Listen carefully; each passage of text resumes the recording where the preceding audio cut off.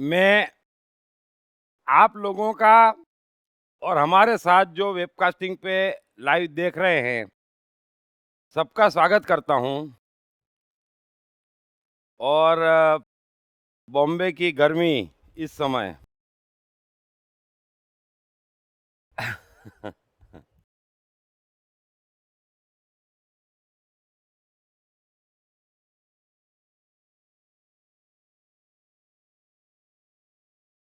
अब तक हमने भगवत गीता में समझा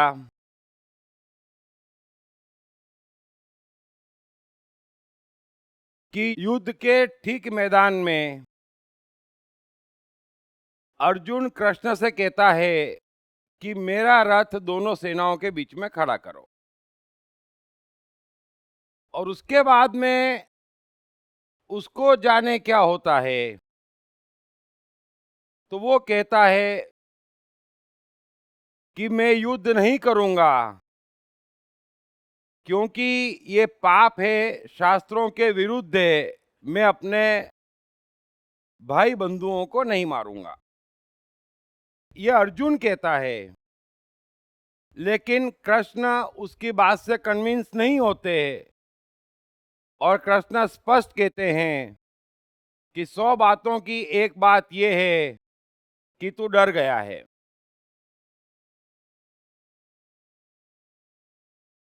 अर्जुन भी कबूल लेता है पीछे से कि हाँ, मैं कायरता का शिकार हो गया हूं।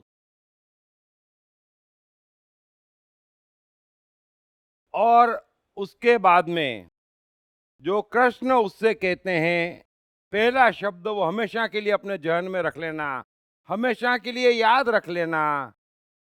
ये जीवन एक बड़ा ही खूबसूरत अवसर है। हर कोई यह जीवन बनाना चाहता है। कोई नहीं चाहता कि उसके हाथों कोई गड़बड़ होए, कोई नहीं चाहता कि उसके साथ कोई गड़बड़ होए। लेकिन गड़बड़ न होने के लिए एक ही शिक्षा, चाहे कोई भी धर्म हो, कोई भी शास्त्र हो, कोई भी समाज हो, उपलब्ध है कि यह करना और यह नहीं करना। और दरअसल साइकोलॉजिकली यह बात बुनियादी तौर पर गलत है। कुछ भी करना या कुछ भी न करना, या कोई भी वस्तु को खराब कह देना या किसी भी वस्तु को अच्छा कह देना कतई सत्य नहीं है। खरबों खरबों खरबों परिस्थितियां हर क्षण बनती है। अतः यह बात ही बुनियादी तौर पर गलत है कि यह करना अच्छा है, यह करना खराब है, या यह वस्तु अच्छी है और यह वस्तु खराब है। और अर्जुन वही आर्ग्यूमेंट कृष्ण को देता है कि ये खराब है, ये पाप है, ये बुरा है, ये अच्छा है। सो कृष्ण उसको कहते हैं कि मैं नहीं जानता तेरे शास्त्र क्या कहते, मैं नहीं जानता तू किस चीज की दुहाई दे रहा है, मैं नहीं जानता तेरा विचार क्या है। लेकिन अर्जुन एक बात समझ ले कि जो जानते हैं, जो ज्ञानी हैं, वो यह बात नहीं कहते। जो ज्ञानी है वो एक ही बात कहते कि हर चीज का एक समय होता है और समय पे किया गया हर कृत्य अच्छा होता है और असमय किया गया हर कृत्य बुरा होता है। यह आप भी अच्छे से जहन में रख लेना। और यह एक बात अगर आप समझ गए तो आपको किसी भी शास्त्रों की, धर्मों की, समाज की आवश्यकता जीवन में नहीं पड़ेगी, न पड़ना चाहिए। क्योंकि मनुष्य की चेतना ही तय कर सकती कि इस क्षण सर्वश्रेष्ठ करने योग्य क्या है। और ऐसी ऐसी परिस्थितियां आती कि खराब से खराब कृत्य अच्छे हो जाते, और ऐसी परिस्थितियां भी आती कि अच्छे से अच्छे कृत्य खराब हो जाते। तो अंतिम निर्णय मनुष्य की चेतना का है। तो सवाल चेतना जगाने का है, जहां से हर मनुष्य निर्णय कर सके कि इस समय क्या अच्छा और क्या बुरा। इसके अलावा की दूसरी कोई भी बात साइकोलॉजिकली धर्म की नहीं हो सकती। और यह भी सत्य है कि कभी लाओ त्सु ने, कभी कबीर ने, कभी मीरा ने, या कभी किसी ने भी जिसने ज्ञान पाया, कभी नहीं कहा कि यह करो और यह मत करो। कबीर तो वो व्यक्ति है जिनके हर दोहे भारत में हर एक ने सुन रखे हैं। मैं आपसे पूछता हूं, इतने दोहों में एक चीज बता दीजिए जो कबीर ने कही हो कि ये कृत्य पाप है और ये कृत्य पुण्य है। सवाल कृत्य का है ही नहीं। ये जितने भी कृत्यों की शिक्षाएं हैं, ये समाज और सो कॉल्ड धर्म और धर्म शास्त्रों की है, जिन्हें मनुष्य की साइकोलॉजी का कुछ भी पता नहीं है। ये इसलिए महत्वपूर्ण है कि कोई कुछ करने जाता तो आसपास वाले टोकते ये बुरा है, ये बुरा है, ये तय। जो मनुष्य कर रहा है उसके अलावा कोई नहीं कर सकता। सो इस मानसिकता से सबसे पहले बाहर आना पड़ेगा कि यह करना गलत और यह करना अच्छा। अर्जुन भी वही कोशिश कर रहा था कृष्ण को समझाने की कि बंधु बांधवों को मारना पाप है, शास्त्रों में लिखा है। और कृष्ण उससे कन्विंस नहीं थे, न होना चाहिए थे और न हुए। आप भी अपनी चेतना जगाने पे ध्यान दें कि इस क्षण वाकई क्या अच्छा। बस ये कृष्ण ने अब तक जो कहा उसका सार ये था कि अर्जुन, ये मनुष्य की चेतना ही तय कर सकती कि इस क्षण उसके लिए क्या अच्छा और क्या बुरा, उसे क्या करना उचित और क्या करना अनुचित।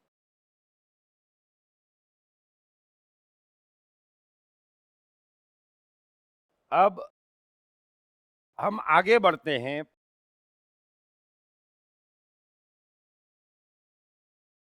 अगला सूत्र यानी दूसरा अध्याय का 9वां सूत्र, जो कृष्ण कह रहे हैं कि हे अर्जुन, असत वस्तु की तो सत्ता नहीं है, असत वस्तु की तो सत्ता नहीं है और सत का अभाव नहीं है। ब्यूटीफुल वाक्य एक बार फिर सुन लेना।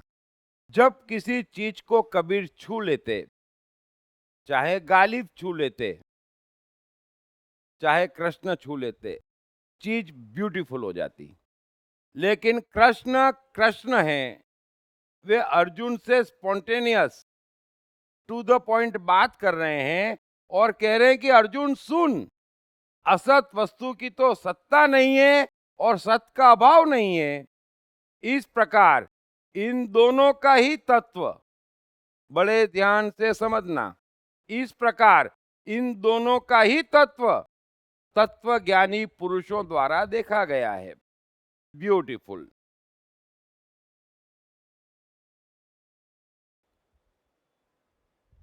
कृष्ण अर्जुन से कह रहे हैं कि अर्जुन, एक बात बड़े ध्यान से समझ ले मेरे प्यारे, कि संसार में दो चीजें हैं, एक असत्य है और एक सत्य है।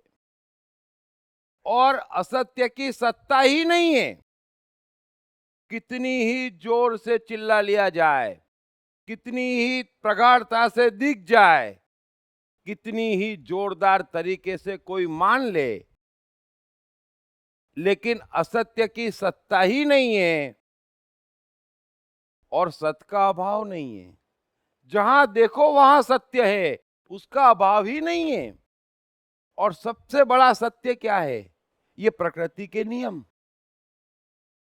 जो चारों ओर फैले हुए हैं, हमारे चारों ओर, चाहे जहां नजर दौड़ाओ, प्रकृति के नियम कण कण में समाये हुए हमें दिख जाते।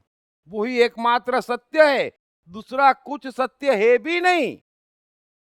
लेकिन उसकी ओर कोई निगाह फेरता नहीं, कोई देखता सोचता समझता नहीं, उसके अलावा तो कोई सत्य है नहीं। ये सनातन सत्य है जो अरबों खरबों वर्ष पहले से भी, जब से ये ब्रह्मांड अस्तित्व में है, जब से मनुष्य अस्तित्व में है, ये सत्य बराबरी पे सब पे लागू है, बिना पक्षपात, बिना भेदभाव, बिना युग के। चाहे जो मान्यता मनुष्य की रही हो, वो सत्य रत्ती भर कभी बदला नहीं है। खैर, कृष्ण आगे प्रकृति के सत्यों की भी चर्चा करेंगे। तो कृष्ण कह रहे हैं कि सत्य का तो अभाव नहीं है और असत्य की सत्ता नहीं है। तू जिन शास्त्रों की दुहाई दे रहा है, तू जो लॉजिक यूज कर रहा है, उसकी कोई सत्ता नहीं है। ये तो हर युग के साथ बदल जाते। कितने युग आए और चले गए, कितने शास्त्र आए और चले गए, कितने समाज आए और चले गए, कहां इनकी सत्ता है? कहां दिखते आज वो? फिर नया युग, फिर नया धर्म, फिर नया शास्त्र ले आते। उनकी सत्ता क्या है?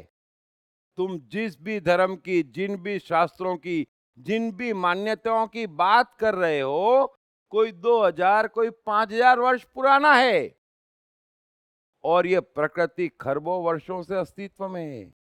तू किनकी बात कर रहा है? तू कौन सी मान्यताओं की बात कर रहा है?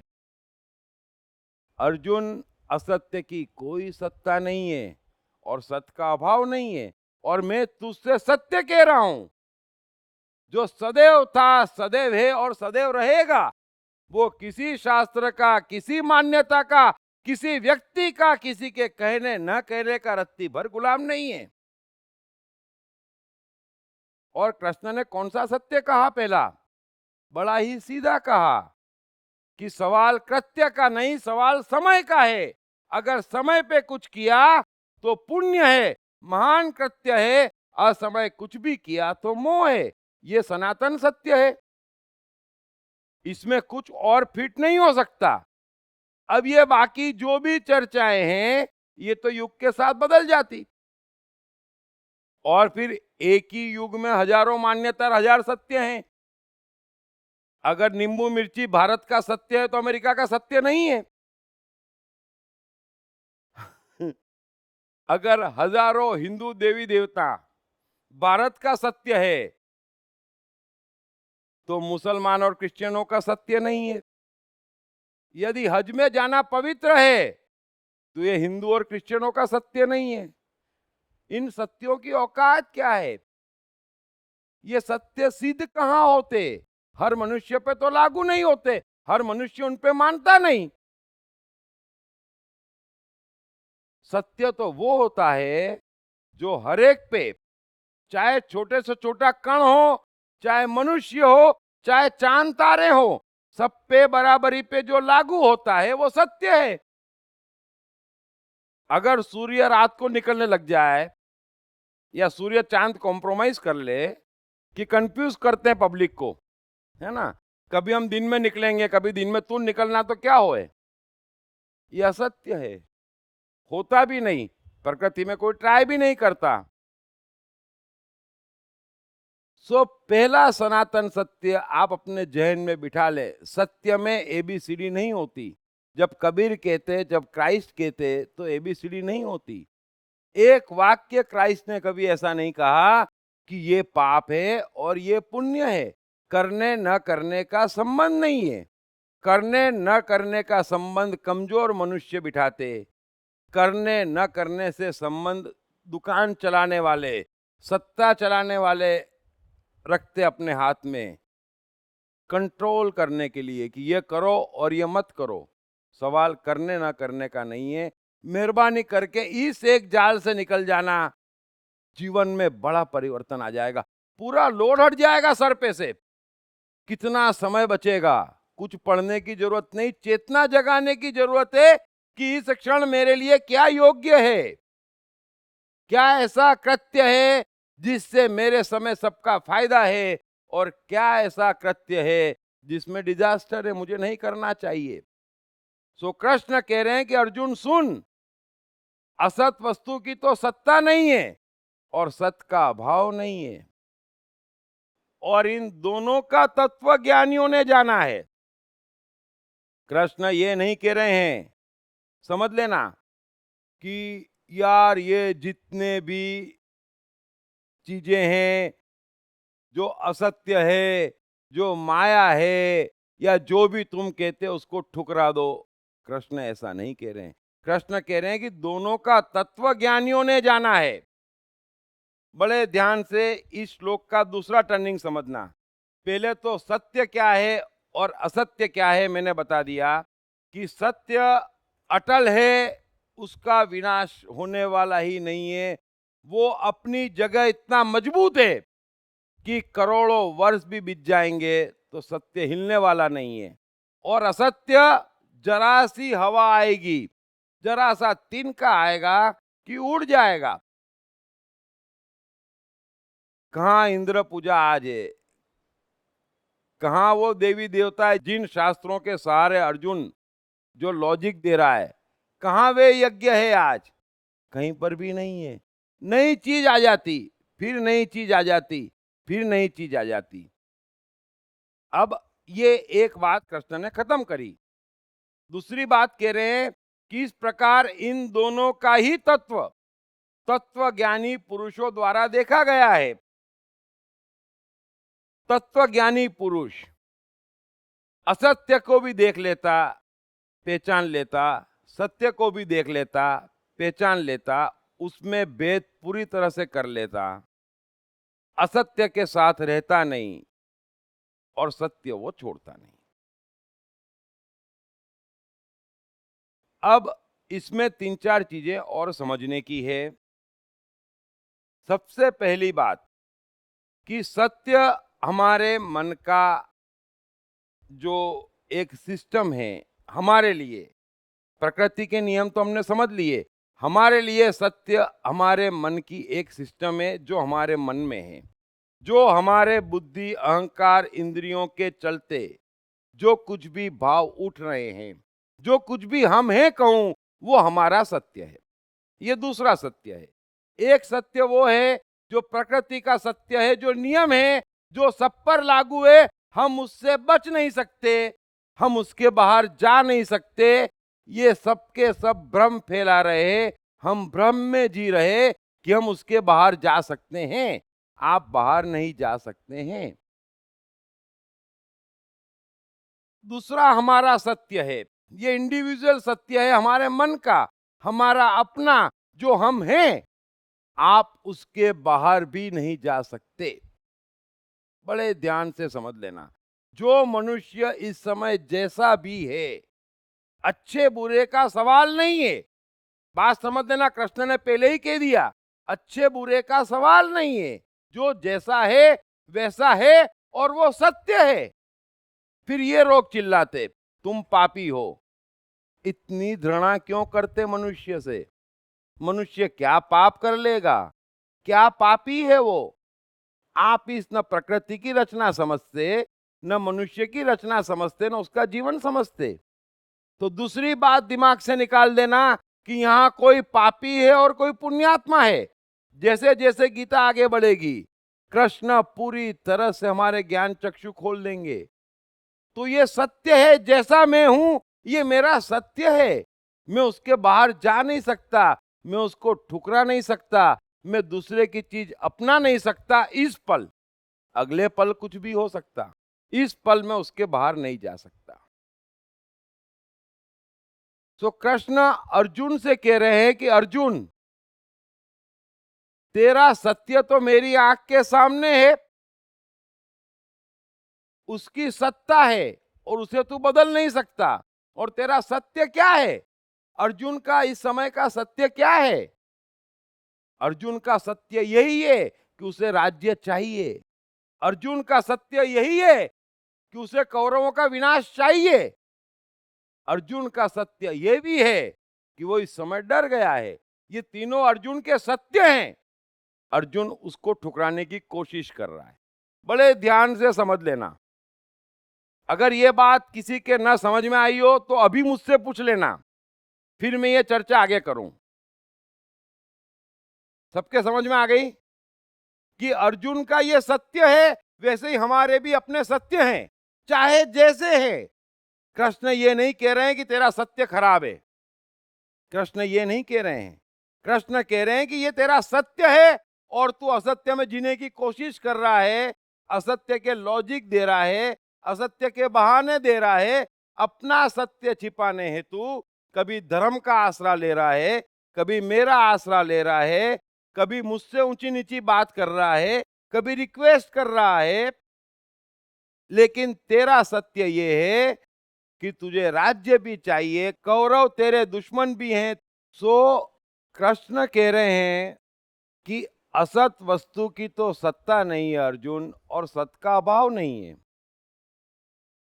अभी तू चाहे जो कुछ भी कह रहा है, मुझे भ्रमित कर रहा है, अच्छी अच्छी बातें कर रहा है, मुझे ज्ञान देने की कोशिश कर रहा है, लेकिन इससे मैं भ्रमित नहीं हो रहा हूं, क्योंकि तेरा सत्य मेरी आंखों के सामने है।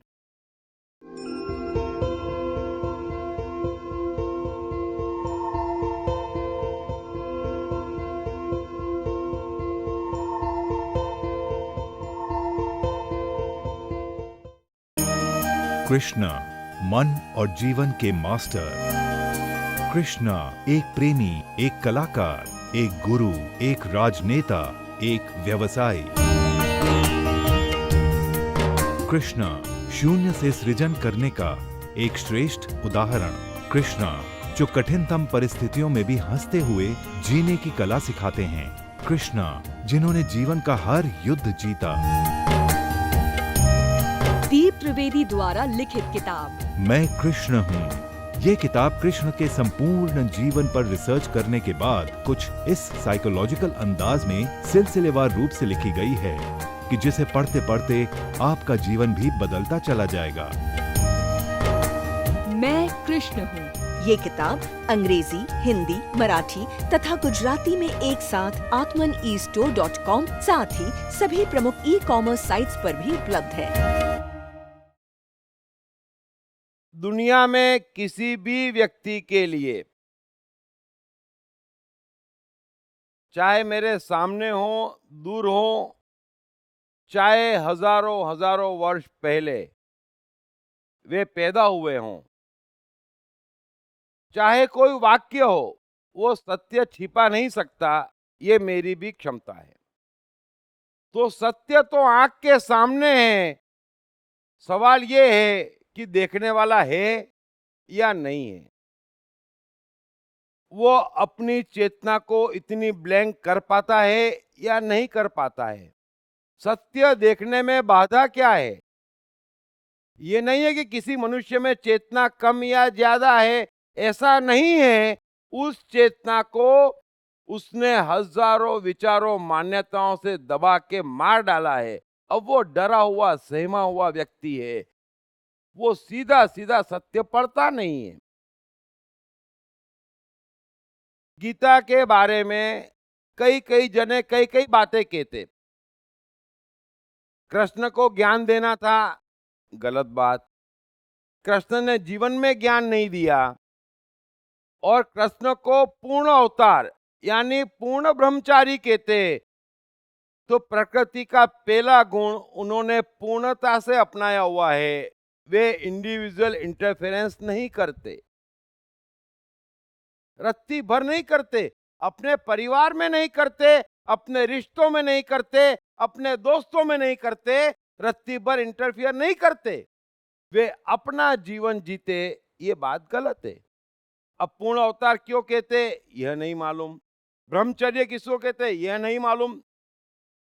अर्जुन कृष्ण को क्या समझता था, यह भी गीता में स्पष्ट है। जब वो कहता है कि मैं तुम्हारी आंख खोल रहा, ये पाप है, तो यही कृष्ण का उस जमाने का वास्तविक अस्तित्व है। अब आपकी मान्यता हो कि कृष्ण भगवान है, ये तो आज आप मान रहे, उस जमाने में कोई नहीं मान रहा था। उस जमाने में 100 में से 90 लोग कृष्ण पे विश्वास नहीं करते थे। धूर्त है, बदमाश है, छलिया है, धोखेबाज है, झूठा है। कोई उठाता बिठाता नहीं था कृष्ण को आसानी से। कृष्ण को एक प्रदेश से दूसरे प्रदेश भी वेश बदल के जाना पड़ता था। अभी आज आप कह देते हैं कबीर, हा कितना आसान हो गया। उस समय कबीर के पास 6 लोग नहीं थे और कितना परेशान करते थे। अरे कबीर के बच्चे को खाने के लाले पड़े थे। क्या बात करते हैं आप? कोई किसी को जिंदा और मान ले, प्रश्न ही नहीं है। आज आप बुद्ध, महावीर, क्राइस्ट, अरे सत्य हमारी आंख के सामने नहीं है। क्राइस्ट को सूली पे लटकाया, सोक्रेटिस को जहर दिया, मीरा को सताया। आज आप कह रहे हैं ना, तो कृष्ण को भी अर्जुन क्या मानेगा? अर्जुन को तो यही लगता रहा जीवन पर और लगेगा, और सबको लगता था कि हम तो कृष्ण से कई बड़े और महान हैं। जब दरबार में राजा लोग मिलते थे तो बड़ी मुश्किल से कृष्ण को बैठने की जगह मिलती थी। यह हकीकत है। सो इतिहास नहीं बदला जा सकता। इतिहास तो चिल्ला के कह रहा है, लेकिन हमारी अपनी मान्यता, हमारा अपना डर हम पे हावी हो जाता है। वरना अर्जुन का एक सेंटेंस काफी है कि कृष्ण, हम और तुम समझदार होकर युद्ध करने को तैयार हो गए, मैं तुम्हें महापाप से बचाता हूं, यानी कि तुमसे ज्यादा ज्ञानी हूं। गीता की शुरुआत तो ऐसे ही हो रही है कि अर्जुन अपने आप को गुरु मान रहा है। तो लॉर्ड कृष्ण पे विश्वास का सवाल नहीं उठता, कहां का लॉर्ड और कहां के कृष्ण।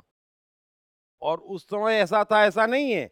आज भी सिर्फ मानते मारे डर के, क्योंकि कृष्ण ने गीता में एक से एक वाक्य ऐसे कहे हैं जिससे मनुष्य कृष्ण के प्रेम में तो नहीं पड़ा है, लेकिन डर गया है।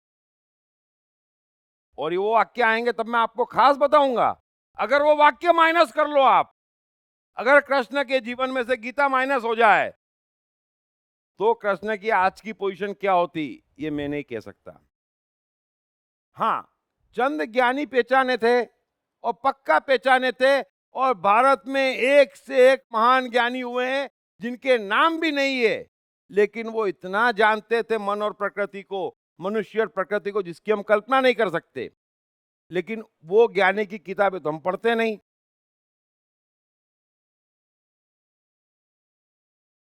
और दूसरी बात, अगर किसी को गलतफहमी हो, मैं चालू गीता में ही दूर कर दूंगा। अगर आप सोचते हैं कि आप कृष्ण को मानते और भगवान मानते और कोई भी कह दे, अगर सामने खड़े हो जाएंगे और छोटी सी बात के लिए कहेंगे, आप रत्ती भर विश्वास नहीं करेंगे, क्योंकि ये सिस्टम में नहीं है। विश्वास मनुष्य का अपना है, उसमें कृष्ण कुछ नहीं कर सकते, सामने के सामने खड़े हो तो।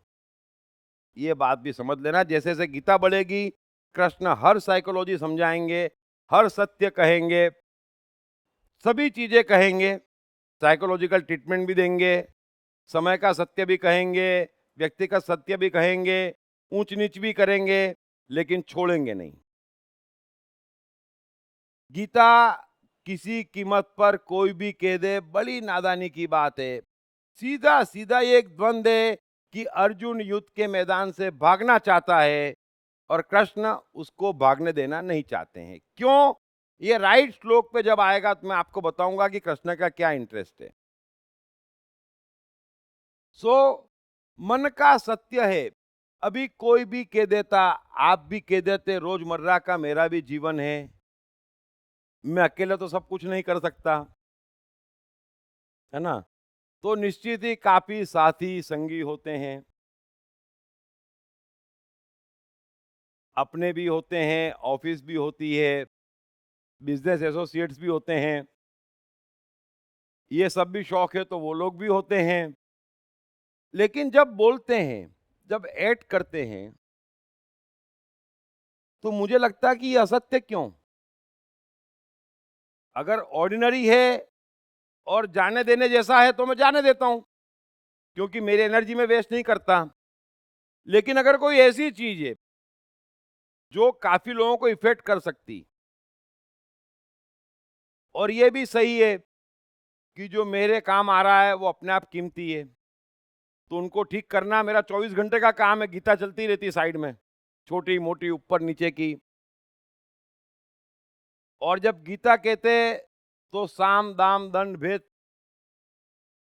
है ना, पूरी गीता में कृष्ण लगातार ये करेंगे। उनका मकसद एक है, अर्जुन युद्ध करे, बस। साम दाम दंड भेद, वो क्यों, ये तो मैंने आपको बताया, समय आने पे बताऊंगा। सो मुझे भी अपने आसपास वालों को बढ़ाना और संभालना पड़ता है। सो मुझे मालूम है, और मैं कई बार कहता मनुष्य से, कईयों से कहता, मुझे ज्यादा ऊंची बातें नहीं सुननी, एक सत्य बोल दो, खाली छोटा सा एक सत्य बोल दो। क्योंकि सत्य एक बार बोल लोगे ना तो काफी कुछ समझ में आ जाएगा। और मनुष्य की दिक्कत है, सत्य की आदत डालना बड़ी जरूरी है। क्योंकि जो कृष्ण कह रहे हैं कि सत्य का अभाव नहीं है और असत्य की सत्ता नहीं है। अब जितने भी असत्य में आप जीते, जितने असत्यों को अपनाते, जितने असत्यों को सत्य मानते, जितने असत्यों को महत्व दे रहे हैं, वही तो बर्बादी का कारण है। सत्य का अभाव कहाँ है?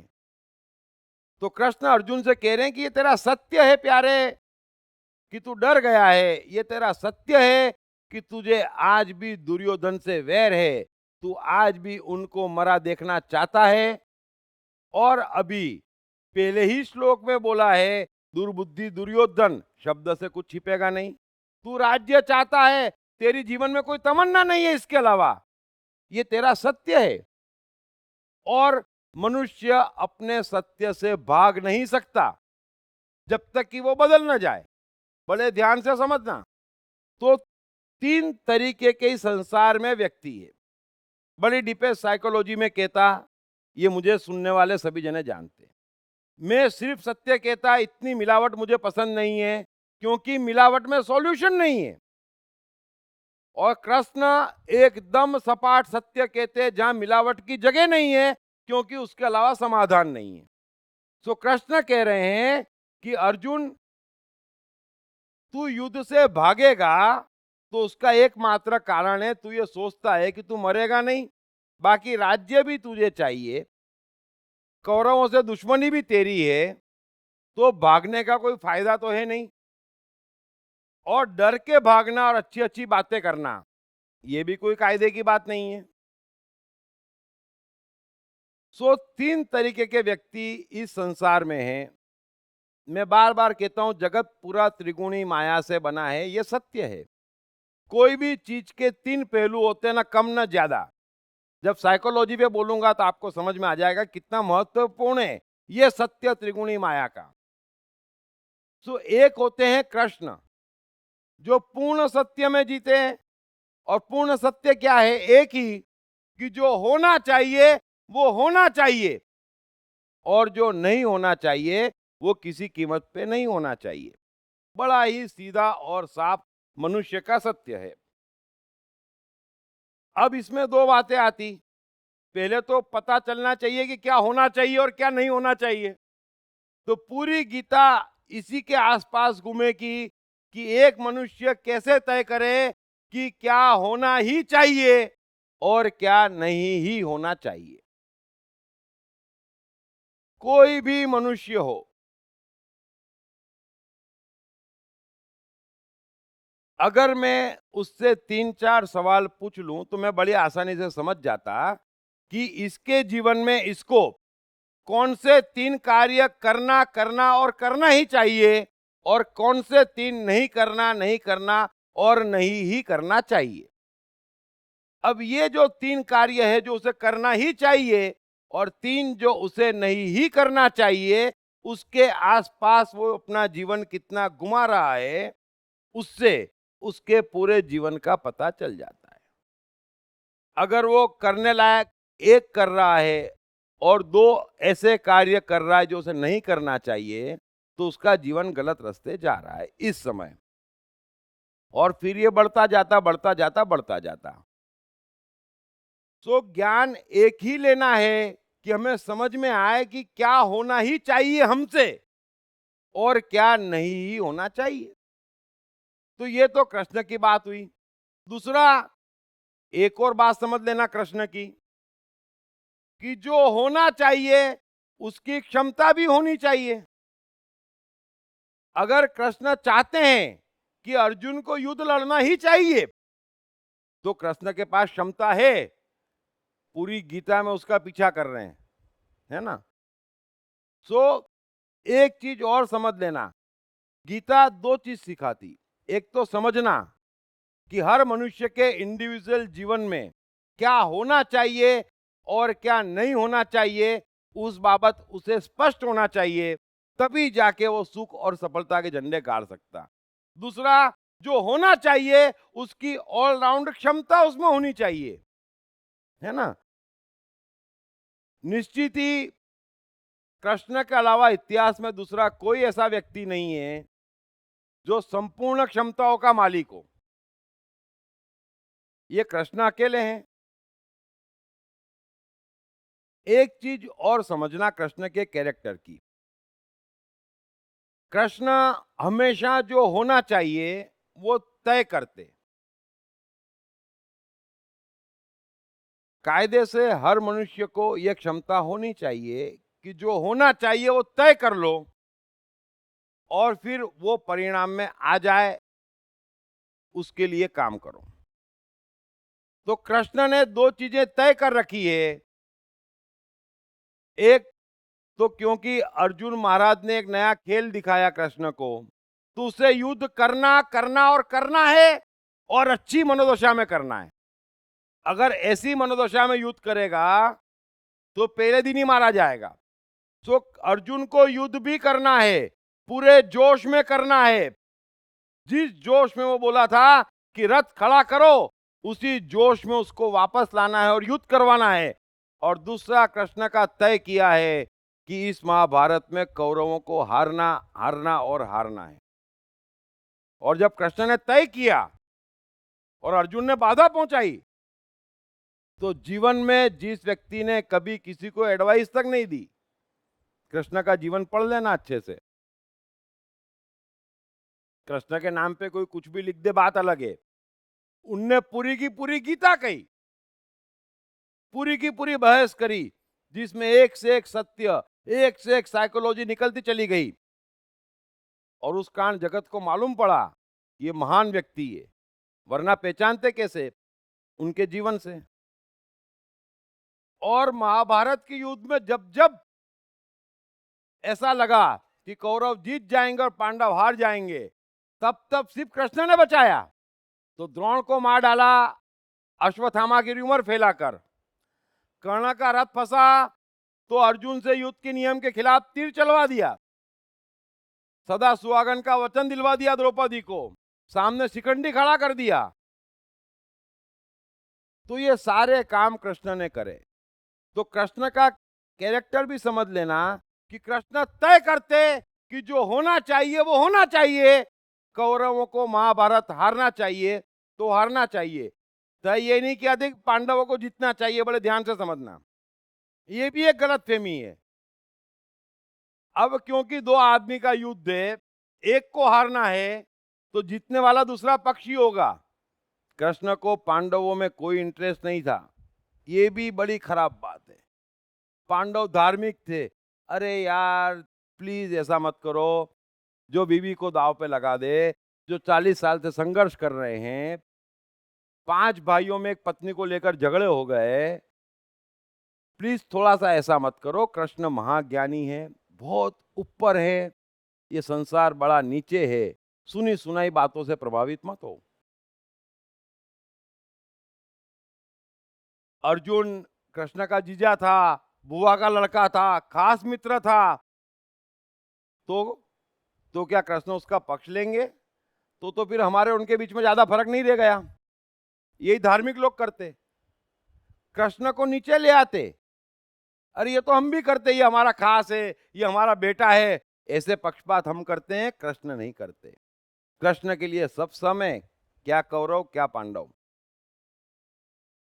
और बात चलिए तो बता भी दूं कौरवों को क्यों हारना था। कृष्ण ने 20 साल कोशिश करी महाभारत टालने की।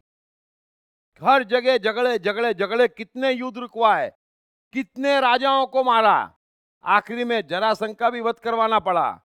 लेकिन जब महाभारत अटल हो गई तो कृष्ण के पास एक ही ऑप्शन था कि ये युग तो गया, अब ये तो महाभारत में गया, लेकिन इसकी कहानी सदियों तक चलेगी, युगों तक चलेगी, और उस युगों में ये सिद्ध होना चाहिए कि प्रकृति की ओर से वही हारता है जो जुल्मी है। बड़े ध्यान से समझना है, छोटी सी बात आने वाले मनुष्यों के लिए करुणा से भर के कृष्ण ने तय किया था कि कौरव हारना चाहिए। कहीं कोई गलतफहमी मत पालना। और गीता में कृष्ण अपना पूरा व्यक्तित्व स्पष्ट भी करते चले जाएंगे कि मैं ऐसा हूं, वो भी गलतफहमी मत पालना। सो 3 तरीके के व्यक्ति हैं। एक, जो होना चाहिए वो होना चाहिए। पूरी गीता हमें ये सिखाती कि हम अपनी चेतना में भीतर समझ लें, बगल लिस्ट बनाएं कि ये करना, ये नहीं करना, ये अच्छा, ये बुरा, इस भ्रम को मिटा दो। जो होना चाहिए वो होना चाहिए, और जो नहीं होना चाहिए वो नहीं होना चाहिए। इसमें अच्छे बुरे का सवाल नहीं है। ये तो कृष्ण की बात हुई। और होना चाहिए तो क्षमता भी चाहिए। अभी 4 गुंडे आ जाएंगे, कल्पना करो, और किसी पे जुल्म कर रहे हैं, और कल्पना करो जिनको आप भगवान कहते हैं कृष्ण को छोड़ के, चाहे किसी भी धर्म की ओर खड़े हों, तो वे क्या करेंगे? क्या करेंगे? एक कृष्ण ही है जो उस समय कर सकते चारों का वध, है ना। उपदेश से, ज्ञान से कोई सुधरा है?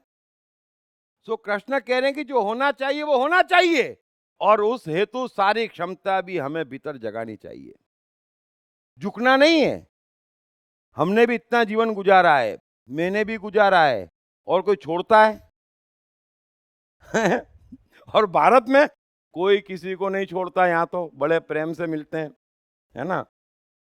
लेकिन क्या करें, क्षमता जगानी पड़ती है। तो सबसे निपटने की क्षमता भी हमारे में होनी चाहिए। जो होना चाहिए वो होना चाहिए, वो तो हो ही रहा है, लेकिन उसके बाद में भी जो हो जाए उससे निपटने की क्षमता होनी चाहिए। ये बात कृष्ण सिखाते शॉर्ट में। दूसरा, अर्जुन और दुर्योधन है, समझ लेना। ये तो सत्य वाली बात हुई जो कृष्ण है। असत्य में 2 व्यक्ति रहते, एक अर्जुन, एक दुर्योधन। ये भेद भी अच्छे से समझ लेना। हमारे में ही अर्जुन है, मैंने गीता के प्रारंभ में कहा, हमारे में ही अर्जुन है, हमारे में ही दुर्योधन है, और हमारे में कृष्ण है। ये पूरी गीता भी भीतर है, ये पूरी महाभारत भी भीतर है। बाहर तो सिर्फ आप सोच रहे हैं, है नहीं। सो हर व्यक्ति अर्जुन को पहचान ले। अर्जुन वो है जिसे जो होना चाहिए में रस नहीं है, जो मेरे फायदे में हो उसमें रस है ना। लेकिन अच्छा दिख के होना चाहिए, है ना। मतलब काम तो मैं गलत ही करूंगा, लेकिन या तो छिपा के करूंगा, या स्टाइल से करूंगा, या कभी शास्त्रों का सहारा लेके, या समाज का सहारा लेके, या माँ का सहारा लेके, या किसी भी सहारे से करूंगा, है ना। अभी अगर गलती से कोई माँ कह दे, गलती से कोई माँ कह दे कि जो लाए हो बांट के खा लो, और सज्जन व्यक्ति स्त्री को बांट ले, तो कन्वीनियंट हो गया, है ना। कन्वीनियंट हो गया। जिंदा शेर लाए होते और बोलते बांट लो, तो बोलते मां पागल है क्या, तू देख के बोल जो है सामने क्या लाए, देख पहले। सो कन्वीनियंट हो जाता है।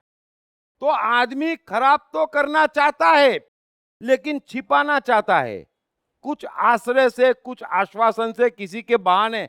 बड़े अच्छे समझ लेना, ये ऐसा अर्जुन हमारे भीतर है ना। ऐसा नहीं है हम गलत करना नहीं चाहते, और मनुष्य की सिस्टम भी ऐसी नहीं है कि वो गलत करे तो उसे मालूम ना पड़े। बिल्कुल पड़ता है, नहीं पड़ता है। कोई एक आदमी बता दो कि वो गलत करता है, मालूम नहीं पड़ता। हम ईर्ष्या करते, किसी को लूटते, किसी को झूठ बोलते, किसी का बुरा चाहते, है ना। किसी की प्रगति से जलते तो हमको मालूम नहीं पड़ता है? पड़ता है। हम करते क्या है? दूसरों को नहीं दिखाते, है ना? इतना ही हम करते हैं जो अर्जुन कर रहा है। कृष्ण कह रहे हैं कि उसकी सत्ता नहीं है। तू जो कुछ भी कर रहा है, भ्रमित करने की कोशिश, तुझे तो मालूम है तू क्या है और मुझे भी मालूम है तू क्या है। तो फिर ये शास्त्रों में ऐसा लिखा है, अरे वो तो 40 वर्षों से लिखा था, आज ही क्यों याद आया? आज ही क्यों याद आया? सो एक अर्जुन है हमारे भीतर, एक दुर्योधन है, और ये भी कमाल का व्यक्तित्व है। एक बार कृष्ण ने दुर्योधन से पूछा कि मेरे भाई तेरे को मालूम है तू जो कुछ भी करता है वो ठीक नहीं है? तो दुर्योधन बोला, कृष्ण ये मैं भी जानता हूं ये ठीक नहीं है, लेकिन इसमें ठीक इतना है कि इससे सिद्ध होता है कि मुझे ज्ञान की जरूरत नहीं है ना? कि मैं जानता हूं मैं गलत कर रहा हूं, क्लियर है, और कर रहा हूं क्योंकि मुझे अच्छा लग रहा है, मेरा बस नहीं है, अच्छे में मेरा ध्यान ही नहीं जाता, मैं क्या करूं? तो ये दुर्योधन भी हमारे भीतर है ना? जब बराबर परिस्थिति हो, सामने कमजोर हो तो हम भी बेशर्मी पे उतर आते, है ना? फिर चिंता नहीं करते, बिल्कुल चिंता नहीं करते, कर लेते गलत, खुलेआम भी कर लेते, छिपा के भी कर लेते, लेकिन गलती से भी जो होना चाहिए वो नहीं करते। ये बड़े ध्यान से समझ लेना है। 3 प्रकार के व्यक्ति हैं।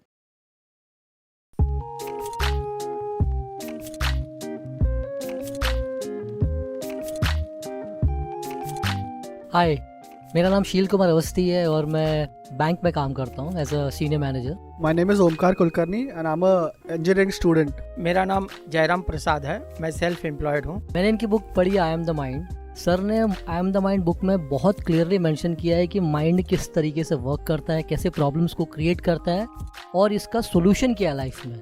It's a really great book that I've come across in so many years. I've read many books but this one stands apart. इस पुस्तक की सरल भाषा, साधारण ढंग से मन का क्लासिफिकेशन ने मुझे बहुत प्रभावित किया है।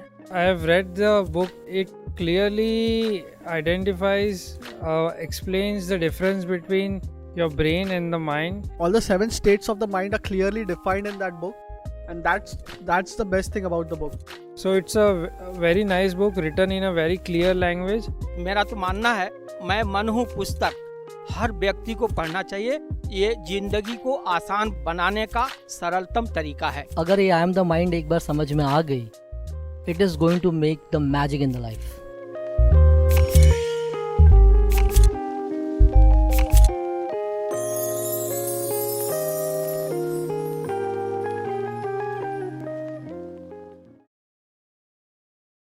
अब कृष्ण तो अपनी जगह है, ये गीता में हमें कृष्ण बनना है कि हम कुछ भी कर सकते हैं, हम कारागृह में पैदा होकर द्वारकाधीश की तरह जी सकते हैं, ये हमें सीखना है। कोई सामने आ जाएगा तो उसको ठीक कर सकते हैं, हम हारेंगे नहीं, ये हमें सीखना है गीता में। लेकिन हमारे अर्जुन दुर्योधन को कमजोर करेंगे तो ये कृष्ण प्रकट होगा। तो मेहरबानी करके समझ लेना, साइकोलॉजिकली अर्जुन ज्यादा खतरनाक है, दुर्योधन कम खतरनाक है। क्योंकि अगर आप कर लेंगे और जानते हैं कि आप गलत कर रहे हैं और कर लेंगे तो एक दिन करना बंद भी कर देंगे। लेकिन आप गलत करते जाएंगे, छिपाते जाएंगे, लॉजिक देते जाएंगे और करते भी चले जाएंगे, है ना? सुबह चोरी करेंगे, शाम को मंदिर पहुंच जाएंगे, तो ये ज्यादा खतरनाक सिस्टम है। अगर आप सोचते हैं कि यार चलो आपको धर्म में भगवान में रस है तो थोड़ा उसका भी तो ख्याल रखो, कैसी फ्रीक्वेंसी लेके जाना इतना तो सोचो। अभी सुबह सुबह गलत कार्य किया है, किसी को परेशान किया है, चलते रास्ते किसी को दबाया है और शाम को मंदिर भी पहुंच गए, बड़े हिम्मत वाले हो यार। और ऐसी हिम्मत हम दिखाते, ये हमारे अर्जुन है, ये हमारा अर्जुन का गुण है। सो तीनों चीजों को पहचानो। तो कृष्ण कह रहे हैं कि असत्य की सत्ता नहीं है और सत्य का अभाव नहीं है। आप भी अपना सत्य देखो, दूसरे का सत्य देखो, प्रकृति का सत्य देखो, चारों ओर सिर्फ सत्य है। कोई कुछ भी कह ले, अरे आप किससे मिलके आ जाओ, मैं जानता भी नहीं आप किससे मिलने गए, या चलो गए कि नहीं गए, आप बोलो और मैं बता दूंगा कि आप क्या करके आए। कैसी बात करते हो? अरे बोलने में प्रकट हो जाता, कहीं छिपता? सिर्फ आंख जगाओ कि झूठ कैसे बोलेगा कोई। पहले हमको झूठ बोलना बंद करना पड़ेगा, तब जाके दिखना शुरू होगा।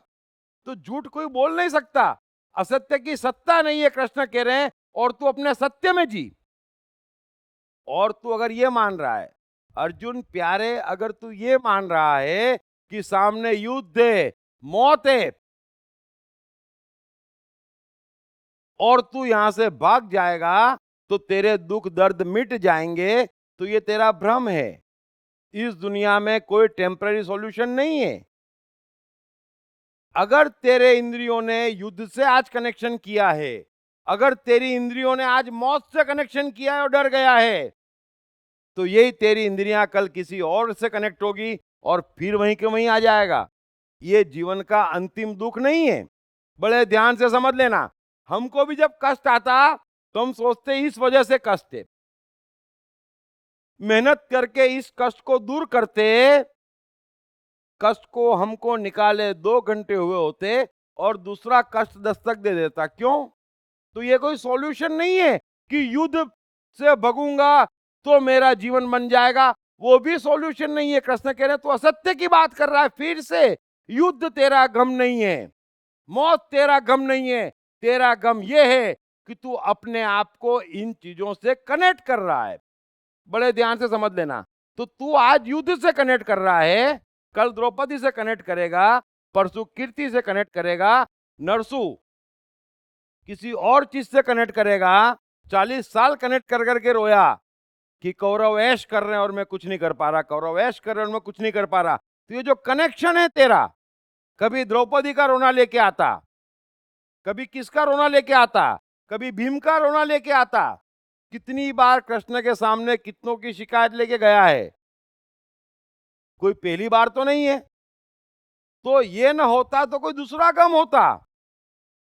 कृष्ण ने कितना बढ़िया कहा कि जब तक तुम्हारी इंद्रियां बाहर के विषयों से प्रभावित होती रहेगी, तब तक तेरे कष्ट दूर नहीं होने हैं।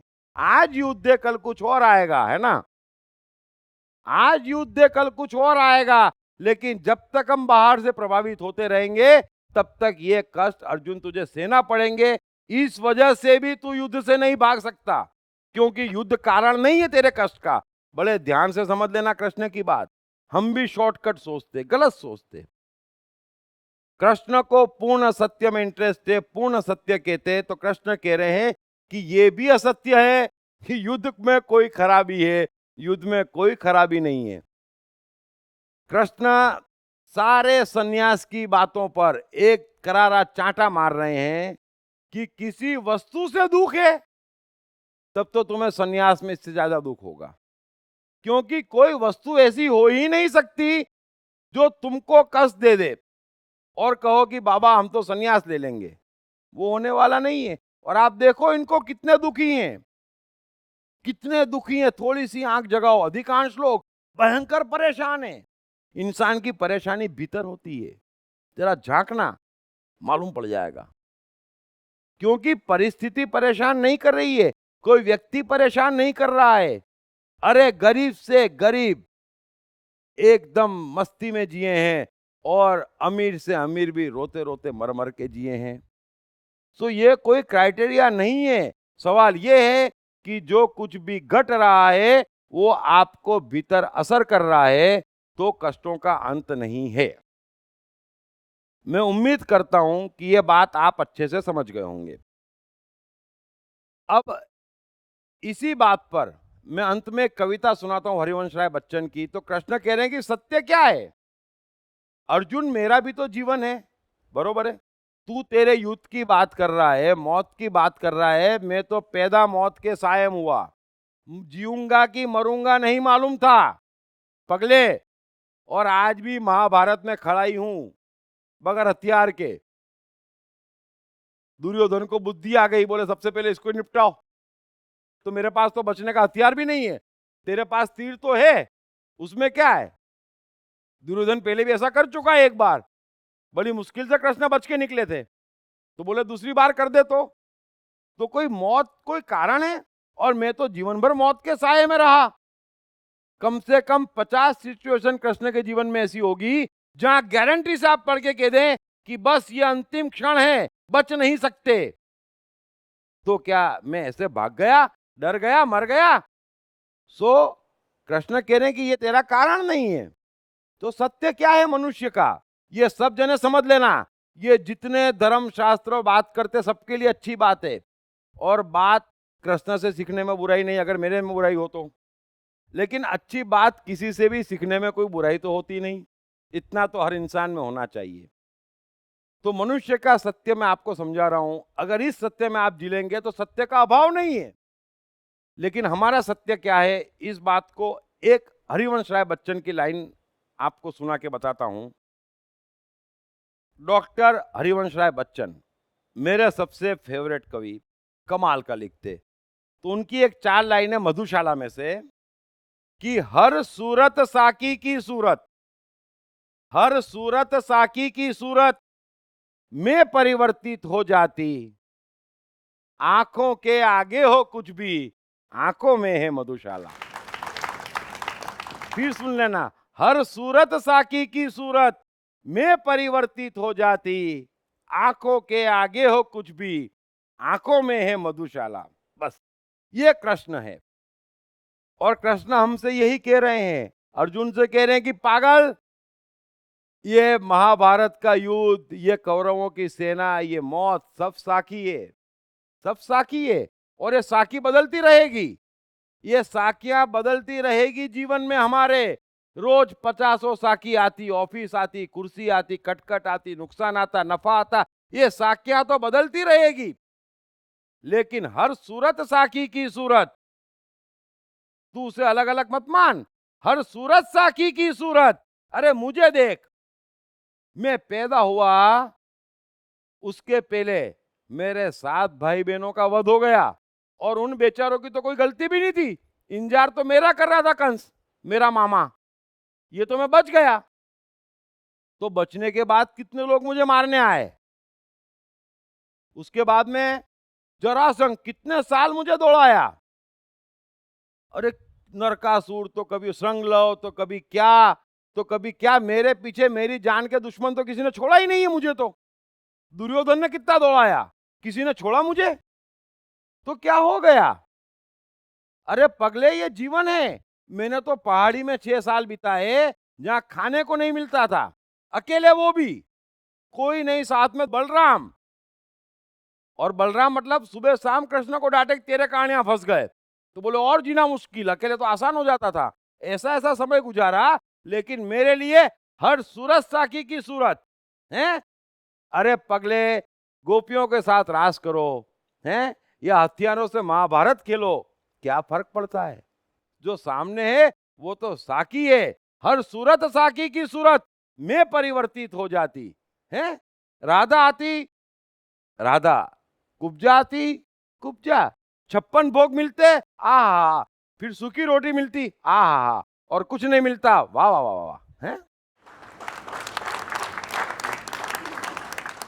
तो कृष्ण कह रहे हैं कि अर्जुन, मेरे जीवन में जितने कष्ट आए, अगर किसी मनुष्य के जीवन में उससे हजारों भाग के कष्ट आ जाए, वो एक बार ना हंसे, और पगले में आज तक रोया नहीं हूं। हैं? तो किसको सिखा रहा है कि ये युद्ध है, ये है, ये सेना है, ये शास्त्र है? अरे छोड़, हर सूरत साकी की सूरत में परिवर्तित हो जाती। 56 भोग मिलता तो खाने के मूड में आ जाता, सूखी रोटी मिलती थोड़ी डाइट कर लेता, और नहीं मिलता तो सोचता चबाने से छूटे, जान छूटी। हर सूरत साकी की सूरत में परिवर्तित हो जाती। अरे पगले, मैंने 8 शादियां की, 56 संतानें थी, सारे शास्त्रों में संतानों के नाम है, उनकी पत्नियों के नाम है। तो हर सूरत साकी की सूरत में परिवर्तित हो जाती। बड़े ध्यान से समझना कृष्ण का जीवन। वृंदावन में ऐसा लगता था मैं तो वृंदावन का ही हूं। फिर मथुरा चला गया तो लौट के वृंदावन जा ही नहीं पाए, आज जीवन नहीं जा पाए। गए थे 5 रोज के लिए कि मामा क्या फंक्शन है, निमंत्रण है, जाना पड़ेगा, होके आया, आज जीवन वापस वृंदावन नहीं जा पाए। तो क्या हो गया, मथुरा मेरी साकी। फिर मथुरा से गए द्वारका, तो द्वारका साकी।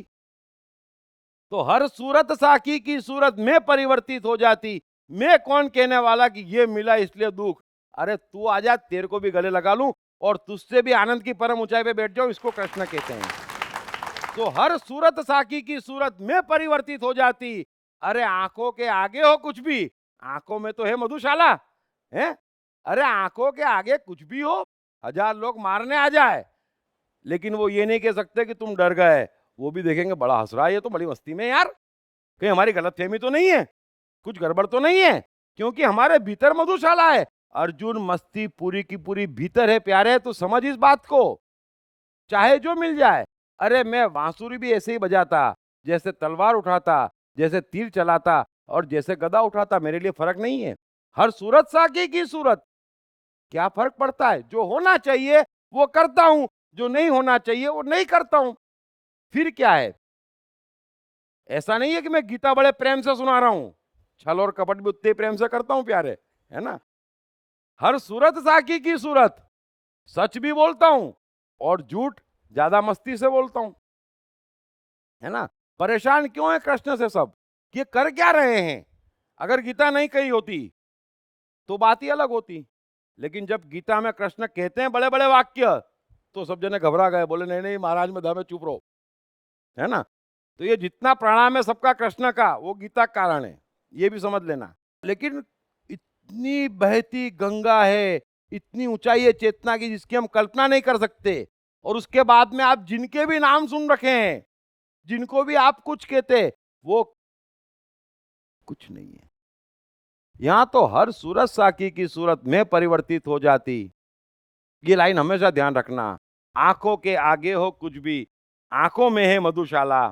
सो विषय तो बाहर चेंज होते रहेंगे, सुख दुख आते जाते रहेंगे, मस्ती हमारी है, दुश्मन से भी मजा आता है, गौर करना कभी, वो भी टाइम पास करवाता है। तो यहीं पर हम खत्म करते हैं, और इतनी बात समझ लो कि असत की सत्ता नहीं है और सत का अभाव नहीं है, और कृष्ण कह रहे हैं कि मनुष्य के लिए उसका सबसे बड़ा सत्य यह है कि हर सूरत साकी की सूरत में परिवर्तित हो जाती। सामने जैसा आ जाए उसमें अपने आप को ऐसा ढाल लेती कि राशि रास निकलता उससे भी। आंखों के आगे हो कुछ भी प्यारे, तू आंखों में बसा ले मधुशाला और युद्ध कर। 100 बातों की एक बात। Thank you very much.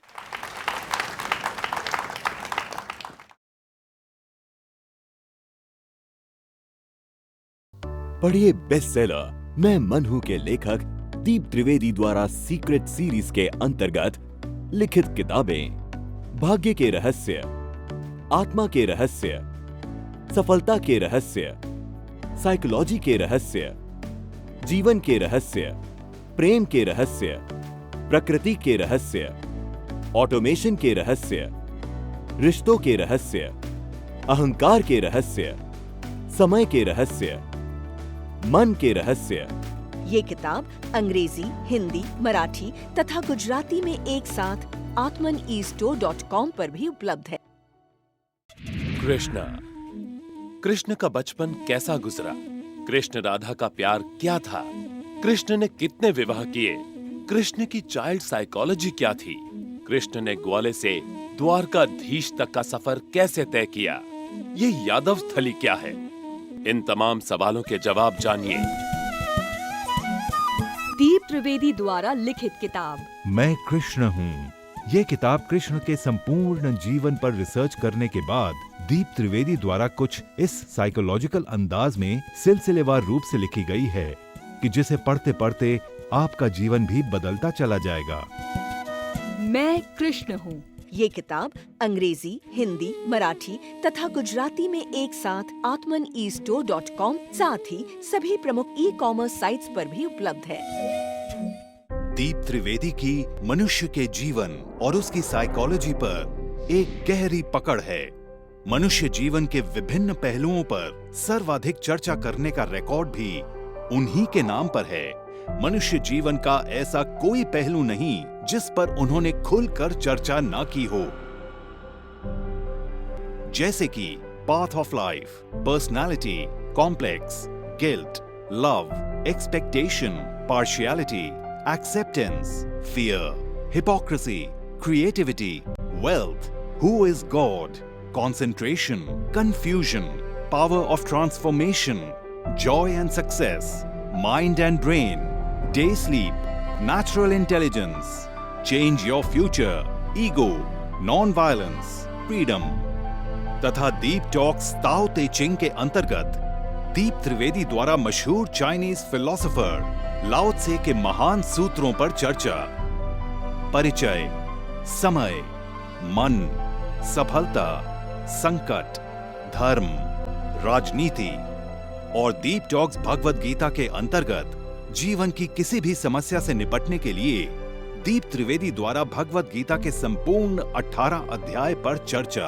आप ये तमाम डीवीडीज और सीडी सुनकर अपना और अपने परिवार का जीवन बदल सकते हैं।